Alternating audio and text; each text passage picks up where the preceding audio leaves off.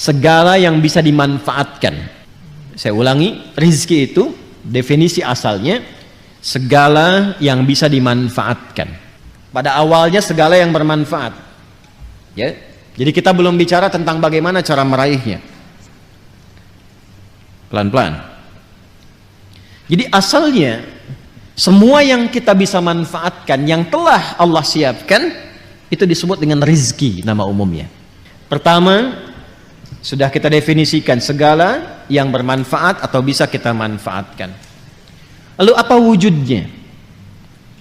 Dan bagaimana cara mendapatkannya? Saya akan turunkan beberapa ayat agar mudah kita memahaminya. Nanti kalau sudah masuk ke ayat itu, barangkali kita tidak akan urai lagi atau kita hanya ingatkan dengan singkat. Pertama, hukum rizki Allah telah tetapkan aturannya. Saya ulang, hukum rizki Allah telah tetapkan aturannya sebagai berikut. 1.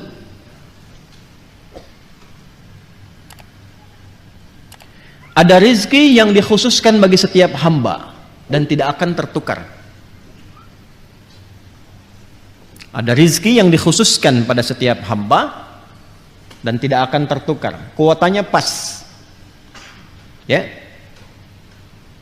Dan ini ditetapkan sejak ruh ditiupkan. Tepatnya sejak usia 4 bulan dalam kandungan. Jadi begitu usia 4 bulan dalam kandungan, Allah perintahkan malaikat untuk menuliskan ketetapan rizki yang telah Allah tetapkan untuk hamba itu.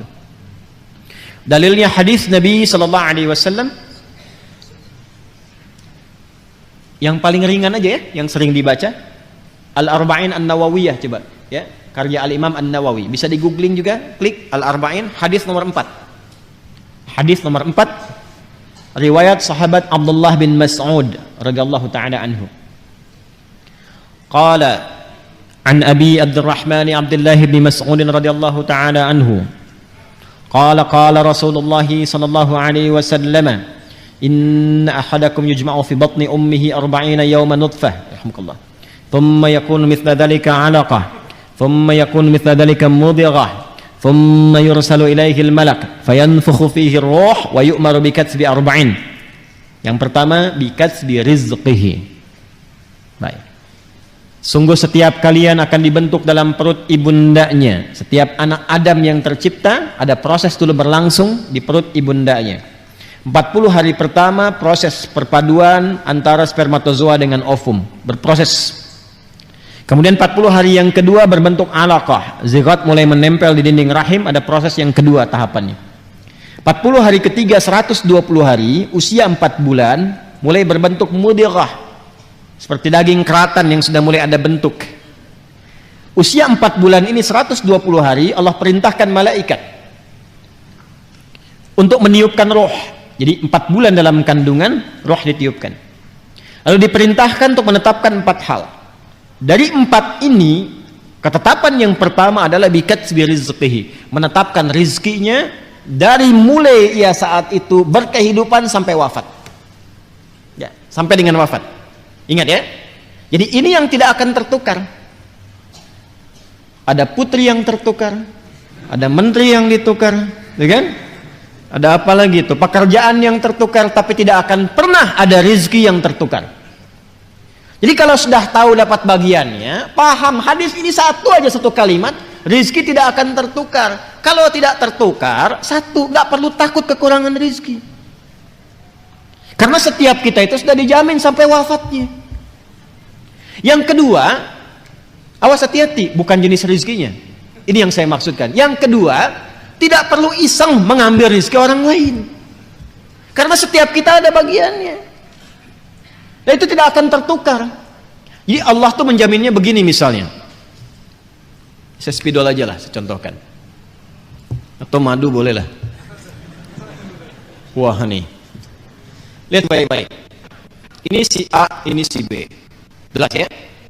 Bagian ini telah tetap nih. Misal, ini 100 juta. Jelas? Yang ini pun misal 100 juta. Walaupun ketetapan Allah ini sifatnya gaib ya, sesuai dengan maslahat. Kadang-kadang yang ini cuma 1 juta, kadang-kadang demikian, ya.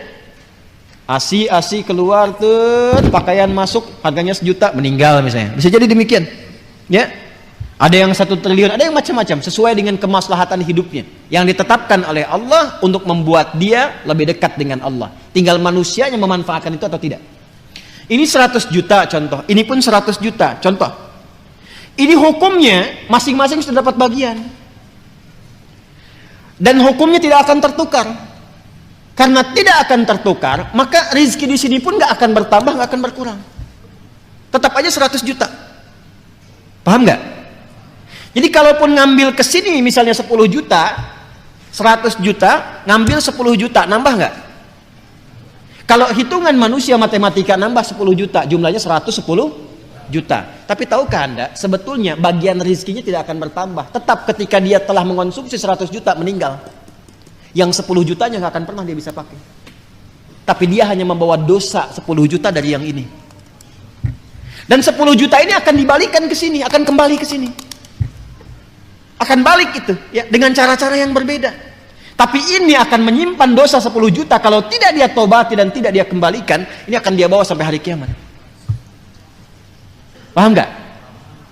Nah, nanti rizki-rizki ini aturannya sangat indah. Jadi kalau kita sudah paham seperti ini, nggak usah iseng mengerjakan perbuatan-perbuatan tercela. Jadi kalau kita benar cara memahami Qur'annya, nggak ada pencurian, ya, nggak ada penipuan. Sebab itu hanya buang-buang waktu dan menyulitkan hidup saja. Makanya kan kadang-kadang langsung dibuktikan di depan pandangan kita. Orang korupsi kan, ngambil harta orang kan, ditangkap misalnya oleh penegak hukum. Setelah itu kena TPPU misalnya, diambil lagi semua, dibalikin lagi. Itu contoh dunianya. Paham nggak sampai sini? Kalau sudah mengerti, tidak boleh ada satupun yang belajar dengan saya melanggar ketentuan ini. Hindari, hati-hati. Ajak-ajakan untuk mencuri, menipu, korupsi dan sebagainya jauhi. Siap? Karena hakikatnya perbuatan menyimpang itu hanya akan menyulitkan diri sendiri. Tidak akan menambah sesuatu. Jadi kalau Anda mau kumpulin pun sampai 100 triliun, apa kira Anda akan hidup sampai mengonsumsi itu? Belum tentu. Ya, kadang-kadang saya heran juga pada orang-orang yang demikian. Ya, kumpulin, makannya tetap 3 piring juga sehari. Kadang-kadang yang paling kasihan makan cuma 1 piring dibatasin lagi. Ya kan? Ya, karena faktor-faktor tertentu bukan yang positif. Jelas. Nah, itu satu. Yang kedua, Allah telah menetapkan itu semua dengan ketentuannya sejak di alam langit. Itu ada di Quran surah ke-51 ayat 18. Quran surah ke-51 ayat 18. Wa fis samaa'i rizqukum wa ma tu'adun. Ayat 22, maaf, 18 untuk istighfar, 22-nya untuk rizki. Quran surah 51 ayat ke-22. Wa fis samaa'i rizqukum wa ma tu'adun. Ada ayatnya? Paling kanan agak ke bawah. Wa fis samaa'i rizqukum wa ma tu'adun. Perhatikan cara membacanya. Wa fis samaa'i rizqukum wa ma tu'adun.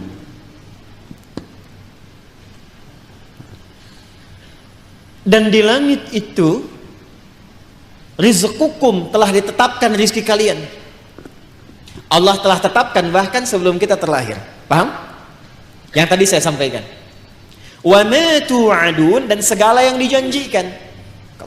Maksudnya apa? Terkait dengan rizki ini pun, ini pasti Allah janjikan ketika engkau pun dalam kandungan sampai terlahir, tu'adun, dijanjikan oleh Allah akan diberikan sesuai dengan batas hidupnya. Batas hidup itu yang disebut dengan ajal namanya. Ingat ya? Batasnya disebut apa? Ajal. Ingat, ada umur, ada ajal, itu berbeda. Batasnya disebut dengan ajal. Karena itu dalam hadis tadi, antara rizki dengan ajal itu beriringan. Bikatbi rizqihi wa ajalihi. Allah memerintahkan malaikat sejak anak berusia 4 bulan dalam kandungan ibundanya, ditetapkan rizki yang bersamaan dengan waktu berkehidupannya, ajalnya. Misalnya ditetapkan ajalnya 60 tahun. Maka rizki yang Allah tetapkan pun Ditetapkan untuk kebutuhan selama 60 tahun ini sampai wafat. Kalau sudah tiba ajalnya, maka selesai rezekinya. Ya, wafat ia, kembali kepada Allah, nggak bisa maju, nggak bisa mundur, tetap di sini. Sesuai dengan waktunya, sesuai kuotanya. Itu ada di Quran surah ke-7 Al-A'raf ayat 34. Walikulli ummatin ajal. Fa idza jaa ajaluhum la yastakhiruna sa'atan wa la yastaqdimun. Semua umat yang berkehidupan di bumi, bukan 1-2 orang. Allah telah tetapkan batas hidupnya. Kalau sudah tiba ajalnya, batas hidupnya selesai, maka tak bisa dia mohon untuk diundurkan atau bahkan dia ingin dimajukan. Selesai sesuai dengan ketetapan. Jelas? Nah, rizki yang Allah tetapkan itu, ini sesuai dengan ajal. Cara mengisi ajal itu yang disebut dengan umur namanya. Di umur cara kita mengisi dengan ajal itu batas usianya. Paham? Nanti lain waktu kalau sudah masuk ayat tentang umur baru saya terangkan apa itu umur ya. Nah, sekarang rizkinya ditetapkan di langit. Kita diberikan tugas di mana? Di bumi, al-ard. Ini dia. Dijanjikan oleh Allah, diturunkan ini, diberikan kepada kita. Kita hidupnya di sini, rizki ditetapkan di langit, diturunkan di bumi. Baik ya. Sekarang kita di mana? Di Masjid Al-Ihsan. Bumi kan luas. Ya. Kita di mana sekarang? Di Masjid Al-Ihsan. Masjid Al-Ihsan. Jadi kalau ini bumi begini, di sini tik aja. Ya kan? Satu titik ya. Baik. Pelan-pelan. Kita ada di Masjid Al-Ihsan, Jaka Setia, ambil besarnya Bekasi lah, itu pun selatan gitu kan? Ya kan? Belum yang timur, yang utara, yang barat kan? Ya itu pun selatan. Itu Bekasi. Anda bisa bayangkan nggak? Itu pun masuk Jawa Barat. Itu pun masuk Jawa, ya kan? Kalau negaranya apa? Indonesia. Apakah di bumi cuma Indonesia saja? Tidak ya, Anda bisa bayangkan satu Indonesia saja ada berapa titik, ada berapa pulau, ada berapa kecamatan, kelurahan, berapa desa dan sebagainya. Nah, yang ingin saya sampaikan adalah Allah sudah jamin dimanapun kita berkehidupan, Allah tetapkan rizki itu akan diturunkan, akan diberikan. Nah, yang perlu kita tahu, kita harus bertanya, ya Allah, bagaimana cara Engkau menurunkannya supaya aku bisa mengetahui aku telah mendapatinya? Paham? Maka Allah turunkan kepada kita lewat ketentuan yang disebut dengan ikhtiar, itu namanya. Ikhtiar.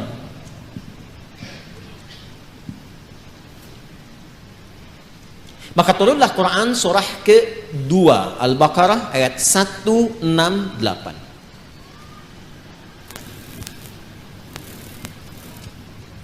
Paling kanan sebelah bawah. Sudah?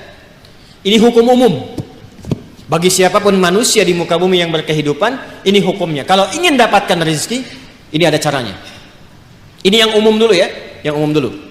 Ya ayyuhan nasu, ada? Kulu mimma fil ardi halalan thayyibah. Maka hukum pertama kata Allah, ya ayyuhan nasu, hai semua manusia. Kalau semua manusia mencakup orang beriman saja atau umum? Artinya semua hamba Allah mendapati hukum yang sama. Kalau Anda ingin mendapatkan rezeki ini, Allah berikan hukum. Apa hukumnya? Kulu. Apa artinya kulu? Makanlah gitu ya. Nah, ini yang dimaksud, agak fokus dikit. Ini di ilmu balaghah menggunakan hukum begini, dzikrul ba'di yuradu bihil kullu. Paham? Tidak, baik. Bahasa Indonesianya begini, bahasa Indonesianya. Sinekdok pas prototo. Paham? Tidak. Disebutkan sebagian mewakili keseluruhan. Paham? Nah, itu maksudnya. Ya. Kira-kira kalau kita ingin mengerjakan sesuatu, beraktivitas, bekerja, seringkali kita katakan kan untuk mencari sesuap nasi ya. Bapak mau kemana? Mencari sesuap nasi. Ibu ayah kemana? Mencari sesuap nasi. Padahal mungkin yang dicari satu rice cooker kan? Ya kan? Pakaian, kebutuhan dan sebagainya ya. Baik, itu kan rizki ya. Rizki kan? Baik, maka rizki itu pertama bersanding dengan ikhtiar. Wujud ikhtiar itu adanya aktivitas pekerjaan. Karena itu, perhatikan, Kata yang mengiringi rizki bentuknya kata kerja. Kulu, ya kerja. Kalau ingin mendapatkan bagian rizki yang telah Allah tetapkan, mesti ada ikhtiar. Kita bergerak-gerak aja, beraktivitas. Yang diniatkan untuk mendapatkan rizki, rizki turun. Persoalannya apakah diturunkan waktu itu ataukah diakumulasikan kemudian, nanti ada kehendak Allah menyertainya. Halo, jelas? Jadi sebetulnya rizki itu sederhana. Kalau kita mau bergerak, aktivitas, datang rizki. Ya, Anda lapar, haus. Kalau diam aja nggak akan selesai hausnya. Tapi kalau Anda ke belakang tanya, Pak, maaf saya tuh haus sekali. Keluarlah air minum dari DKM. Ya kan? Tapi saya juga lapar, Pak. Emang Bapak nggak bawa makanan ke sini? Enggak, keluarlah kemudian makanan. Jadi kalau kita mau bergerak, ada itu rizki. Anda keluar tuh. Begitu di perempatan jalan kan orang cuman prit, Anda parkir. Tiba-tiba dengan peluit itu baru keluar sedikit, prit. Kadang dia nggak pakai peluit sekarang itu. Mundur, balas kiri, gitu kan? Kita tanya kenapa emang yang kanan kan sudah dibalas sama yang kiri. Balas kiri, balas jalan. Dengan kalimat gitu aja Anda mengeluarkan uang kan? Kasih oleh Anda 2.000. Makasih Pak. Kasih 5.000. Makasih Om. Ya? Udah pindah tuh. Kasih 10.000. Makasih Bos. Gitu ya? Ya kan? Kebayang ya? Jadi kalau kita mau bergerak, sebetulnya rizki itu turun. Hanya nanti ada yang diakumulasikan, ada yang diberikan seketika. Ada yang sifatnya akumulatif. Sebetulnya hasil ikhtiar Anda hari ini, cuman mungkin diberikannya besok. Pernah nggak Anda cari pekerjaan? Bahasa manusianya ditolak di sini, tolak di situ, tolak di sini. Pernah ya begitu ya? Tapi tiba-tiba setelah seminggu, 2 minggu, 1 bulan, Anda mendapatkan pekerjaan yang tawaran gajinya di luar ekspektasi Anda. Pak, mau nggak nih? Ada peluang 9 juta. Ternyata itu hasil ikhtiar Anda dari hari pertama, kedua, ketiga dapatnya itu. Paham sekarang ya? Itu hukum pertama. Jadi nggak bisa mendapatkan rezeki dengan diam. Selalu ada ikhtiar. Tapi jangan sampai ikhtiar itu, awas, ditempuh dengan bentuk yang negatif. Atau didapatkan dengan cara ikhtiar misalnya, maaf, ya, bukan dalam gerak yang positif. Negatif itu kan bisa maksiat, ya, atau pengertian yang kedua, tidak bergerak sehingga sakit. Dengan sakit itu rezeki datang. Paham nggak? Anda nggak minum sampai sakit, tuh kan? Nah, begitu sakit, tiba-tiba datang orang nengok, bawa buah, gitu kan? Bawa makanan. Jangan diikhtiarkan dengan sakit untuk mendapatkan itu. Paham? Atau yang kedua, dengan cara maksiat. Seseorang menempuh maksiat, menempuh cara yang tidak dibenarkan, yang menimbulkan persoalan. Sesuatu yang menimbulkan persoalan, kemudian persoalan itu bisa diurai sehingga lurus kembali. Keadaan yang lurus, benar, nggak ada soalnya, itu disebut dengan halal namanya. Dari kata ahalla yuhillu. Kata ahalla dari kata halla. Orang Arab kalau mengatakan hillul mushkilah, artinya, atau hillul ahbal, benang yang kusut bisa diurai lagi. Sehingga dia menjadi lurus. Sesuatu yang lurus yang tidak ada persoalannya disebut dengan halal namanya. Jelas? Nah, maka ketika Anda menempuh mencari rezeki ini, carilah yang lurus-lurus saja. Cari yang lurus, jangan cari sesuatu yang membuat kehidupan Anda jadi kusut. Karena itu segala bentuk pintu yang mengantarkan pada kekusutan hidup, yang memungkinkan Anda menjadikan hidup bermasalah, dilarang oleh Allah. Jangan lakukan ini, jangan kerjakan ini. Lawan dari sesuatu yang lurus, yang larangannya ditampilkan sehingga mencegah kita dari kesulitan, disebut haram namanya. Karena itu dihadirkan lawan halal itu dengan haram. Halal pada asalnya menunjuk pada keadaan lurusnya, sedangkan haram hukum pencegahannya. Saking sayangnya Allah kepada kita, saya inginkan hidupmu itu lurus. Jangan ada masalah. Jangan sampai kamu bapaknya yang korupsi, anaknya yang dibully. Jangan sampai bapaknya yang bermasalah, anaknya yang di sekolah yang diserang oleh teman-temannya. Anak SD diteriaki, bapak kamu koruptor ya, bapak kamu koruptor ya. Apa Anda tega melihat anak Anda bermasalah di sekolahnya hanya karena perbuatan bapaknya? Tuh. Maka kata Allah yang lurus-lurus saja.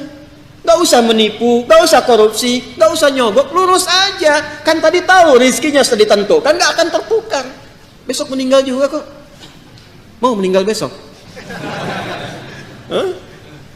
Paham nggak? Paham sampai sini ya? Nah, kalau sudah paham, kalau sudah dapat yang itu, cari yang baik-baik untuk tubuh kita.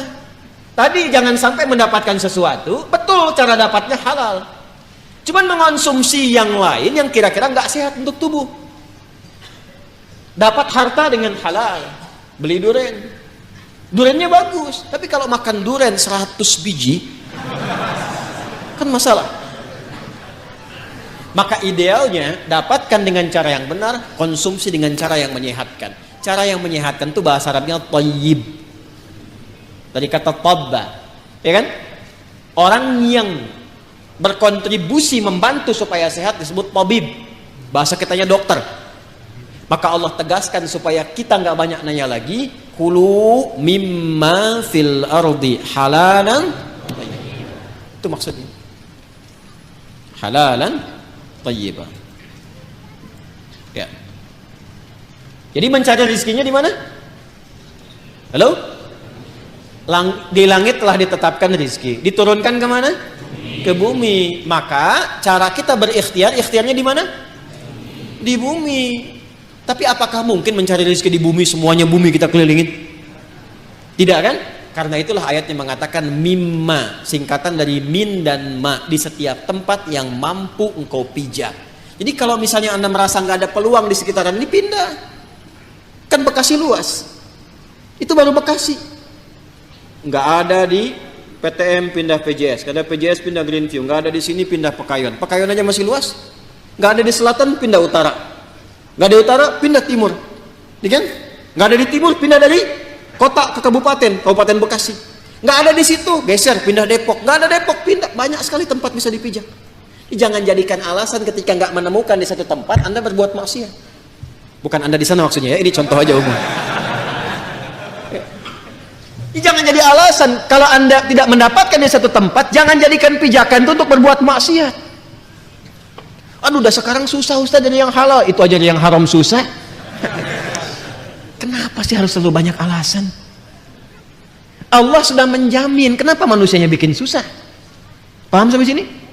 Jelas ya? Nah, ini bagian yang pertama, ini hukum umum. Jadi kalau ingin mendapatkan rezeki, ingin mendapatkan kesuksesan dalam konteks berkehidupan, maka silahkan beraktivitas, silahkan bekerja, silahkan semangat, dan iringi pengetahuan untuk menambah itu, menambah kuantitas dan kualitasnya. Biasanya nanti persamaannya semakin tinggi ilmunya, semakin juga cepat mendapatkan rezekinya. Makanya S1 dengan S2 beda kan? Dari salarinya saja kan?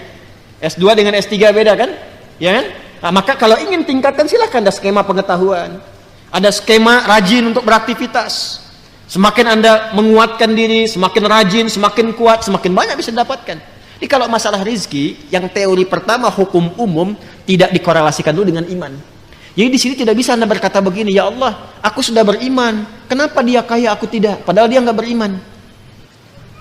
Allah balik nanya, kamu kerja nggak Joni? Kan aku udah bikin hukum, dia memang belum beriman, tapi dia lihat tuh keluarnya kapan, kerjanya bagaimana. Kamu belajar 2 jam, dia 8 jam. Ya kan? Dia punya kreativitas, punya inovasi, kamu cuma lihat, manfaatkan, kerja begini, kamu ketinggalan. Kalau kamu mau seperti itu, ya kamu taikan tenaganya, ekstra, tambahkan, dan seterusnya. Kan F1 sama dengan F2 kan?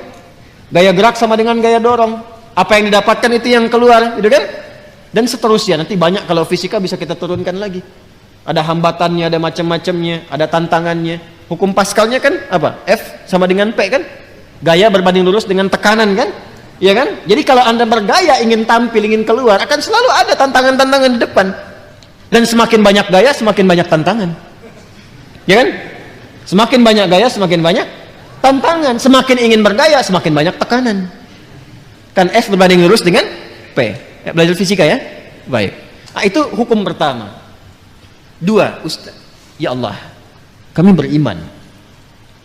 Apa manfaat iman kami untuk rezeki kami? Ini mahal ini informasinya, karena dari Quran langsung. Apa manfaat iman kami untuk rezeki kami? Maka bagi insan beriman dipindahkan oleh Allah ayatnya dari hukum umum ke hukum khusus. Pertanyaannya, sampai malam ini waktu Indonesia bagian barat ini, dari Bekasi, kita semua, kita udah masuk ke hukum ini belum? Pertanyaannya begini, kita beriman tidak? Beriman. Sekarang Allah turunkan hukum khusus bagi insan beriman yang tidak berlaku umum. Kalau kita ikuti, maka terjawab pertanyaan kita, ya Allah, apa manfaat iman kami kepadamu yang hubungannya dengan rizki? Ya, dampak iman kami terhadap rizki apa? Maka diturunkanlah ayat 172 di surah Al-Baqarah itu. Yang tadi 168 sekarang pindah ke 172. Paling kiri agak ke atas sedikit ya. Maka yang tadi ya ayyuhan nasu, yang ini ya ayyuhalladzina amanu. Sudah beda ya? Yang Al-Baqarah 168 ya ayyuhan nasu. Al-Baqarah 172 ya ayyuhalladzina amanu. Jelas? Hei semua yang telah menyatakan dirinya beriman. Kulu, tetap sama dulu. Ikhtiarnya sama. Jadi bukan berarti sudah beriman gak ada ikhtiar. Tetap kamu pun kalau sudah beriman tetap hukum ikhtiar berlaku kata Allah. Yang gak bisa, ya Allah, asyhadu an la ilaha illallah, asyhadu anna Muhammadar Rasulullah. Jatuh emas 10 kilo dari langit, boom. Gak begitu. Tetap ikhtiar, kulu, kerja juga. Tapi perhatikan cara bekerjanya insan beriman. Ini yang ingin saya maksudkan. Dan ini bukan sesuatu yang menghasilkan keluhan.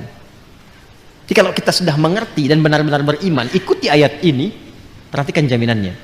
Kulu min thayyibati ma razaqnakum. Fokus ke sini. Al-Baqarah ayat 168, kulu dengan ya ayyuhan nasu kulu mimma fil ard halalan thayyibah, halalan thayyibah. Ya ayyuhan nas. Al-Baqarah 172 ya ayyuhalladzina amanu. Nah, saya highlight ya. Yang ini ya ayyuhan nas, manusia, hukum umum, ini sifatnya universal. Yang ini ya ayyuhalladzina amanu, spesifik untuk insan beriman. Yang ini kulu mimma fil ardi. Yang ini kulu min thayyibati ma razaqnakum. Insyaallah. Fokus baik-baik. Pada hukum umum ya ayyuhan nasu kulu mimma fil ardi, hukum ikhtiarnya dibuat oleh Allah Subhanahu wa taala dengan hukum umum yang rizkinya akan turun berdasarkan dengan kerasnya ikhtiar. Jadi semakin tinggi ilmunya, semakin banyak kerjanya, semakin juga berbanding lurus dengan rizki atau kuantitas rizki yang didapatkan. Jadi kalau kerjanya makin keras, ya kan? Makin kuat, makin disiplin, makin banyak waktunya, maka demikianlah kuantitas rizki makin datang, makin banyak, makin banyak, makin banyak. Bagi insan beriman, Allah rubah hukumnya. Perhatikan, kulu min thayyibati, dihapuskan kalimat mimma fil ardinya. Ini asalnya begini bunyinya, min, ma. Kulu silahkan kerja, aktivitas ikhtiar. Mimma fil ardi, di setiap tempat yang kamu bisa jejak di bumi. Gak ada di sini, pindah sini, pindah sini, pindah sini, mencari.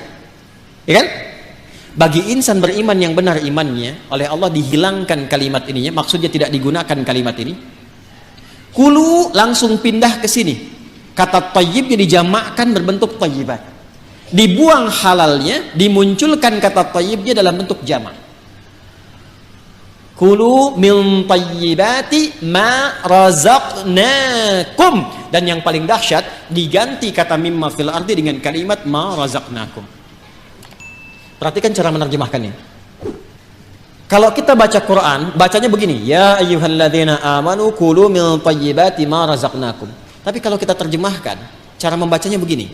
Hai semua insan beriman, ma razaqnakum, telah banyak aku siapkan.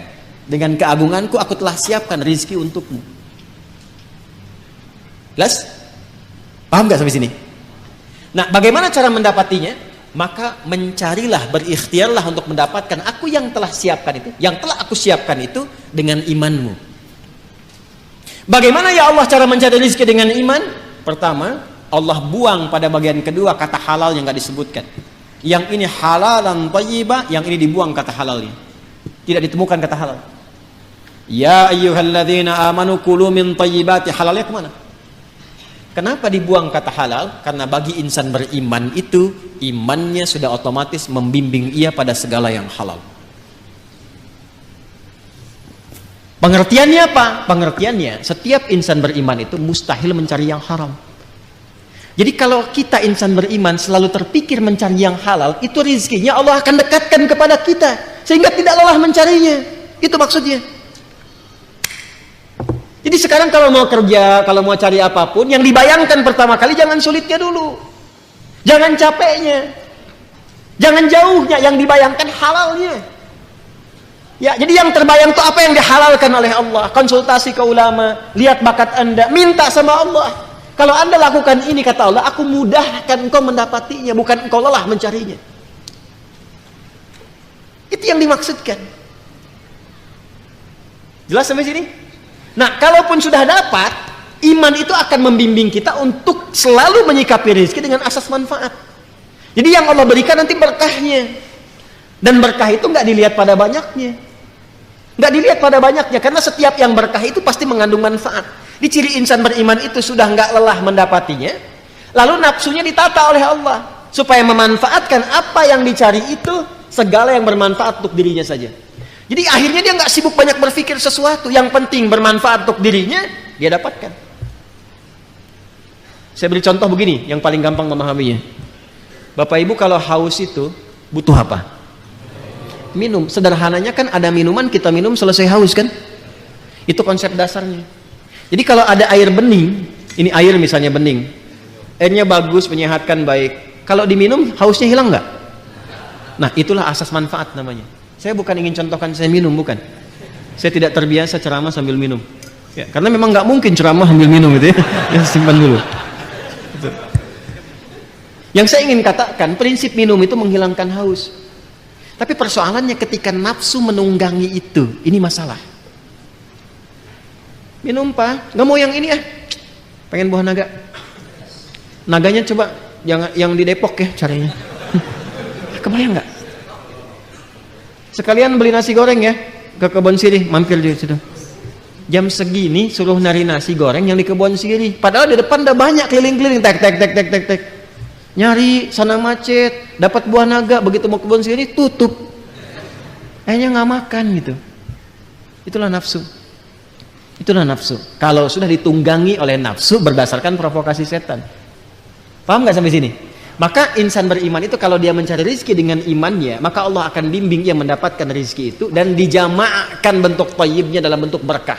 Min thayyibati, aku tambahkan kualitasnya, sekalipun dalam pandangan manusia kuantitasnya terlihat sedikit. Contoh begini, 1 juta dengan 10 juta banyak mana? Tapi kalau 1 jutanya berkah, maka akan berbeda kisahnya.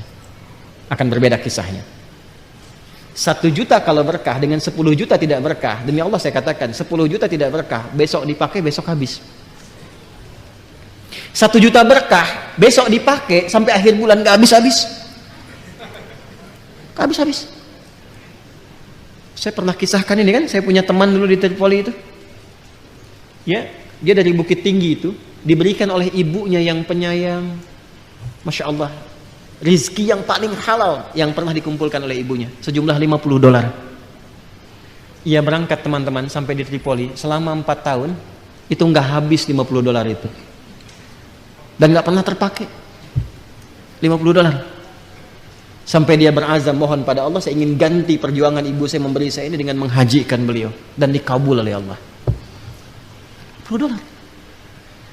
Mencobalah main ke daerah-daerah, kadang-kadang memang mesti kita ke desa-desa, rindu suasana itu. Cobalah, Masya Allah, hidup dengan 100.000, 200.000, 1 bulan cuma 300.000. Tapi kalau kita datang tuh ikan ada, buah ada, kayaknya nggak pernah ada masalah, senyum gitu. Ayo damang, Alhamdulillah saya Pak, Masya Allah, ayo kan dia tuang. Jadi Masya Allah, makan dengan sambal aja, dengan kecap, dengan kayaknya enak gitu kan. Saya pernah diajak oleh salah satu jamaah itu, satu tempat, beliau punya tempat di Garut. Ini kisah nyata. kakeknya itu baiknya luar biasa. Ini nyata ya, saya nggak pernah cerita mengarang gitu. Itu kakeknya punya lahan, selalu ditanami buah-buahan. Bahkan yang punya tetangga pun beliau kasih itu benihnya. Sampai cucunya yang dekat dengan kami sampai bingung nanya, kayak kenapa harus tambahin begini? Nggak apa-apa, yang penting manfaat. Sampai sekarang teman-teman sekalian, itu Masya Allah, kalau sudah tumbuh kayak alpukat itu nggak kenal musim. Dia selalu tumbuh di musim manapun, dan kalau sudah habis muncul lagi buahnya. Itu besar buah alpukatnya itu bisa sebesar cangkir kelapa itu. Lalu ikan-ikannya tuh, Masya Allah, ikannya ada, airnya mengalir dari Cipanas hangat gitu ya. Itu selalu seperti itu, berkah, baik. Itulah keberkahan. Jadi kalau datang ke sana, ikan tinggal mancing ngambil sendiri, alpukat ada, kelapa ada. Dan itu sesuatu yang sangat indah, uniknya nggak habis-habis. Kan siapa yang menjadikan itu? Allah kan? Tadi hukumnya kan, fa akhraja bihi minas samarati rizqan lakum. Jadi sebetulnya kalau kita mencari pakai iman, dunia ini nggak jadi beban. Yang jadi beban itu nafsu. Iya kan? Ya, yang jadi beban itu apa? Nafsu. Pakaian fungsi menutupi aurat, tampil dengan baik. Tapi kalau semua model ingin dimiliki, capek kan? Cuman sekedar beli daster harus ke Paris. Padahal Citayam mungkin banyak gitu kan?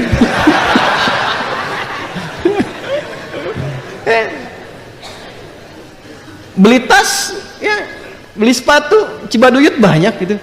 Jauh-jauh ke Amerika, begitu pulang lihat made in Cibaduyut. Ya, saya tidak mengatakan harus tidak boleh kesini kesana, bukan. Yang ingin saya katakan adalah kadang-kadang kita harus menempatkan diri apa yang kita butuhkan itu dikonsumsi. Kalau cuma memenuhi nafsu jadi beban nantinya. Jelas gak? Nah, jadi kalau kita mencari dengan iman, yang pertama dilakukan adalah kita mendekat kepada Allah, lalu Allah akan mendekatkan rizkinya kepada kita sehingga membuat rizki itu mudah didapatkan, bukan kita lelah mencarinya. Jelas? Yang kedua, insan beriman selalu berpikir mencari yang halal dan menjauhi segala yang tidak disukai oleh Allah Subhanahu wa taala. Riba jauhkan, tipu menipu, sogok menyogok jauhkan. Maka ketika itu dijauhkan, keberkahan yang Allah berikan. Baik, saya sempurnakan sedikit ya, sedikit saja. Sekarang kita bertanya, ya Allah, ada shortcutnya nggak?